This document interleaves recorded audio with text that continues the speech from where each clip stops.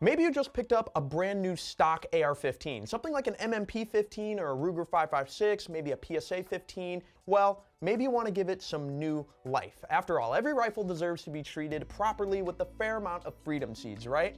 Well, things like the M&P 15 have been good to us over its tenure, so let's do some quick and easy upgrades that will not only make it look a little bit more modern, but will actually make it more enjoyable to shoot. So I think a lot of us have a stock rifle, something like an M&P 15, and don't want to spend thousands of dollars into it. So for this video, we're going to keep our upgrades to a strict $500 budget. So the way we're going to do these upgrades today are going to be in two stages. The first stage is going to focus on the shootability of the gun, and the second stage is going to focus on the cosmetics of the gun. So the theme of this build is an upgraded range gun. So this is something that you can take out to the range with your range buddies and feel good shooting it with both the shootability and the looks so that your friends don't laugh at you just because you have a basic stock rifle. And at the end of the day, it's gonna inspire you to shoot more, because if you have a gun that shoots good and looks good, you're gonna wanna use it all the time.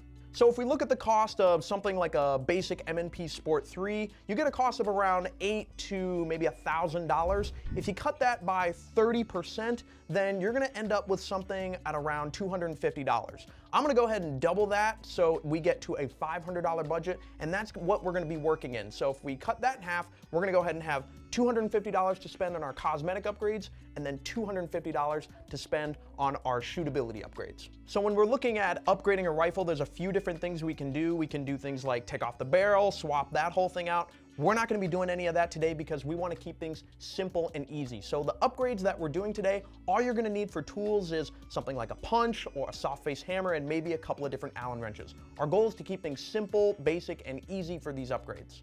So the first thing that we're gonna upgrade is the trigger, and the M&P 15 has a trigger on it anywhere from about 4 to 6 pounds with the pull weight, and it's a pretty simple and basic mil-spec trigger that you can get for about 25 bucks. Now don't worry, because triggers sound really complicated to change out, but they're not really. All you're gonna need is a little punch and a little bit of patience. Okay, so triggers is absolutely something that you could spend a ton of money on, but for us, we're working with a stock rifle, so let's look for a little bit more value for our dollar so that we can stretch our dollars out across the entire rifle. So the AT3 two-stage trigger is probably one of the best bangs for the buck, and having a nice, smooth, and easy trigger to pull will help keep those groupings tight, and that's exactly what the AT3 two-stage trigger gives us here. So one of the things that I'm gonna do while we're swapping out the trigger is actually swapping out that standard mil-spec safety for an ambidextrous safety. This is so I can manipulate the safety from either side, either with my thumb or my trigger finger knuckle. If you like it, you like it. If you don't wanna upgrade it, then you totally don't have to, but I prefer it. So again, what you're getting here for the AT3 two-stage is really mind-blowing. So what we're gonna do is bust out our standard mil-spec trigger here. This is one of our trigger testers, and if I show you exactly just how to pull this, you can kind of see just the amount of creep and squish that's going on in here. All that squish doesn't really help us all that much. It's gonna feel a lot more sloppy and just a lot more crummy, and you can kind of see the reset here as well. It's all right, it's okay, it gets the job done. It's mil-spec though. So if we go right over here to our AT3 two-stage, then we can see just how much better it is. So first we got that second stage, and that's gonna give us a lot more control. So we have two stages, the first stage and the second stage, and that first stage is gonna get us a lot more of that controllability that we're looking for in our trigger, especially if you're new, if you're starting out and you're still learning the fundamentals. That's really gonna help us out. And also that nice clean break as we pull through to the wall on that second stage. Just feels a lot better. And of course the reset is gonna feel like that too. Just listen here. It feels a lot more crisp, a lot more clean, and that's really gonna help you as you identify how to reset and learning how to reset. It's gonna be great. Again, with this theme of this gun, having it be a range training gun, that's what we want. Things that really help us learn the fundamentals of shooting and help us get better at them. Moving on to the buffer and spring combo, these are really important, so I'm gonna go ahead and upgrade these with a flat wire spring and an H2 buffer from AT3 Tactical again. So the main reason that I'm gonna be swapping out the spring is to reduce the noise. So if you rack a standard gun back, you're gonna hear a thwanging or a bit of a twang sound in your buffer tube assembly. And the reason for that is because the spring is actually rattling around just a little bit, even if it's just for a few seconds, and that is gonna produce that noise that we're hearing. So a flat wire spring is going to reduce the noise because it's going to compress more consistently, which means it's going to have smoother operation and less noise. Now, this isn't a fix-all by any means. You're still gonna hear a little bit of noise, but you can still do some inexpensive things to help reduce that noise even more, like putting just a little bit of lube, a little bit of gun lube in that buffer tube and on that spring. That seems to work for some shooters, but your results may vary there. Now, if you wanna reduce your noise even more, you can go ahead and grab something like an Armaspec Stealth recoil spring. That's gonna bring your noise down and that twanging sound to 0, but that's a bit of a bigger upgrade than what we're trying to do with our build and sticking within our $250 budget. So I'm gonna go ahead and skip that and just pick up a flat wire spring, and that's gonna reduce our noise and stick within our budget. And honestly, if you want to upgrade the buffer system later on, you totally can. It's a super easy upgrade, and honestly, that's kind of the point of this. All these things can be done in stages. When you have more resources, $20 here, $20 there, you don't have to blow your whole budget all at once. You can take your time with it. And speaking of that buffer system, we're gonna go ahead and swap out the carbine buffer that usually comes with a lot of these stock ARs and swap it out for a heavier H2 buffer. Now, an H2 buffer is about 1.7 ounces heavier than a carbine buffer, so what that extra weight is going to do is slow down the rearward movement of the BCG, give that flat wire spring more time to coil and uncoil, throwing that BCG forward to pick up the next round. Now, ARs don't have crazy recoil to begin with, but if there's anything we can do to reduce that recoil and make it a more pleasant feeling gun, odds are you're gonna go ahead and shoot it more often, because if it's nice and easy to shoot, then it's nice and easy to take out to the range with you. So now we're on to the last bit of upgrading the shootability of our gun, and the last thing that we're gonna upgrade, it's one of my favorites, it's the charging handle. Now, normally what I would do here if I'm upgrading a gun is swap the entire charging handle out for something like a Radian or maybe a super value Breek Warhammer, but since we're balling on a budget today, I'm gonna go ahead and upgrade the existing charging handle that we already have. So if you look carefully right here, you see this little pin right here. Well, what we can do is actually knock out that pin and swap the latch that locks into the upper receiver for an extended latch. Now, this is a super underrated upgrade for any AR because this gives you a really nice and secure purchase for your fingers when you're racking the bolt back. And you're gonna be doing that all the time on your AR, so having that be super comfortable and way more comfortable than the standard mil spec is awesome. And really, for under 10 bucks, this is a no-brainer. Now, some people like to use the claw form of racking their bolt back with their charging handle, and others are used to coming around on the right side and racking it from there. If you're used to that, then that's fine. Yeah, you can go with something like a Breek Warhammer, but if you're used to coming from the left side with a standard mil spec, then maybe just upgrading to an extended latch is the way to go for you. Now, since we're done with the shootability upgrades, that brings our total price up to about $211, which is well under our budget, which means we can use some of that over in the cosmetic upgrades. For the cosmetic upgrades, let's go ahead and start out with the thing that's gonna be the biggest cosmetic change for any AR, and that's gonna be the handguard. Now, for our handguard, my main priority here is, of course, budget, but also I don't want to be doing any gunsmithing with taking off that A2 front sight post. So I have to pick out a handguard that's gonna work with the existing delta ring and front sight post format that we have here.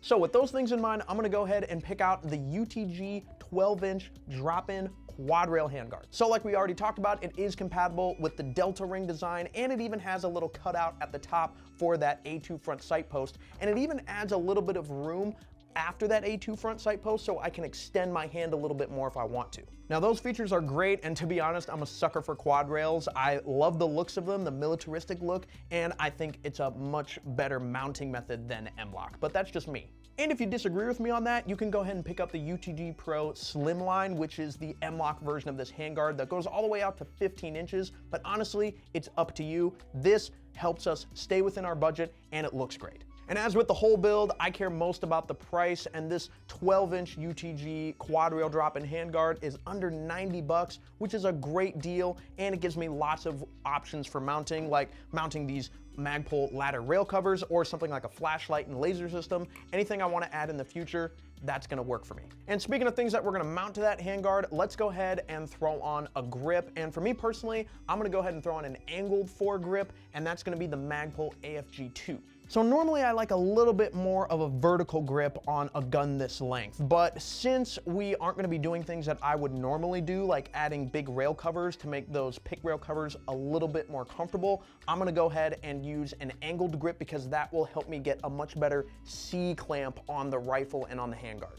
So what I really like about this foregrip is the angle of it. It feels really comfortable on my wrist, and it also helps point my thumbs down range, which helps me with my target transitions. Now, if you want a more in-depth breakdown on the top 5 foregrips, you can go ahead and check out our video right here, but honestly, this all comes down to personal preference and what you prefer your grip to feel like. So go ahead and search through the options and you might find something that you like. So transitioning from the front of the rifle to the back, let's go ahead and upgrade that standard A2 pistol grip for the Magpul Mo pistol grip. But honestly, everyone has a personal preference when it comes to grips, so this might not work for you, but it works well for me. Something that I always like to look for in my pistol grips too is some storage, because you never know when you need some Allen wrenches, maybe some M&Ms, or even a couple extra batteries for your optic. Really, at the end of the day, there's a pile of pistol grips out there. I know a lot of the guys around here like the B5 grips, and if you have sweaty hands, then you could probably get the more rubberized grip like the Magpul K2 Plus. That's more rubbery, but really, at the end of the day, that's gonna cost a little bit more money, about $4 more, and I wanna spread out our budget as much as possible. So we're gonna go ahead and go with this grip. It's gonna be the most beneficial for us right now, and it's gonna save us a little money in the long run. Okay, now that we upgraded the pistol grip, we're gonna go ahead and upgrade the stock because the rattly mess that is the standard A2 stock is not gonna work for us because it's noisy, it gets annoying, it could even throw off our shots, and there's way better options out there, so let's upgrade. Now, picking out a stock can come down to personal preference a lot, again, with like a lot of these parts. So what I always try to prioritize whenever I'm picking out a stock, especially when I'm working with a budget, is comfort. So when I look around at the best bang for the buck that I can find out there, I'm 100% gonna go with the Hogue overmolded buttstock. So this stock is gonna be around that $50-ish range, and for what you get there, you get a rubberized butt pad and also a rubberized, what they call an overmolded cheek comb that really helps me get a secure cheek weld onto the stock. Not only that, but it also has three, just count them, 3 different QD mounting points so that we can mount our sling that we're gonna talk about later. Combine that with the fact that this is a really nice solid friction fit on the buffer tube and has none of that rattle that the A2 stock gives us, and you got a lot of features that you'd have to pay an extra $10, $20, even $40 extra to get that in another stock. Now again, things like how you shoulder your gun or how you want your cheek comb to feel all have an impact on what you want your stock to feel like and your choice in those stocks. Some people, for example, like their stock to have a little bit more of a slope to it, like the B5 Bravo stock, so that they can have a little bit more of a comfortable cheek weld on that cheek comb. But again, it's all up to you and your personal preference and how you want things to feel.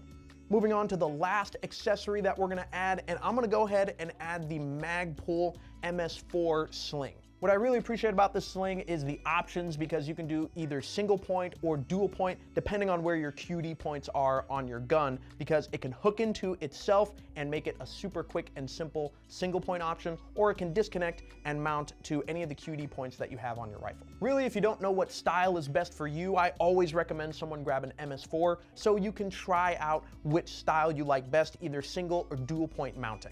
I'm also gonna throw in a pick rail QD mount from Magpul so that I can run this sling with dual point mounting. When we total up all these upgrades, we got it in just over budget at about $270, which again is a little over budget for this category, but since we saved a little money in the shootability category, our final budget for this build still brings us under our budget at $457 total. Now, this price does not include the price of the Optic, which for our build, I'm gonna go ahead and pick out the AT3 Redtail. Now, because we did not get rid of that A2 front sight post, we still are gonna get a little bit of that in our sight picture, which is just fine. This scope still works perfectly with it. And to be honest, as soon as you zoom in to about 3x magnification, that front sight post is gonna get blurred out and all you're gonna see is that nice illuminated reticle.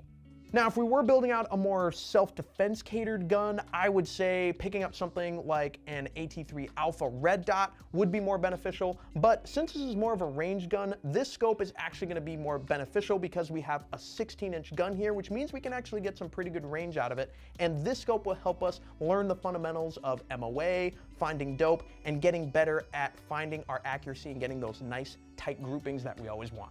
Now, with all these upgrades on, we went from a pretty basic looking and feeling gun to a gun that feels and looks so much better and is something that our range buddies won't laugh at when we take it out of our bag. But if you want to learn more about optics like this red tail, and you want to learn the intricacies of red dots, co-witnessing magnifiers, iron sights, then you can check out our complete optics Bible right here.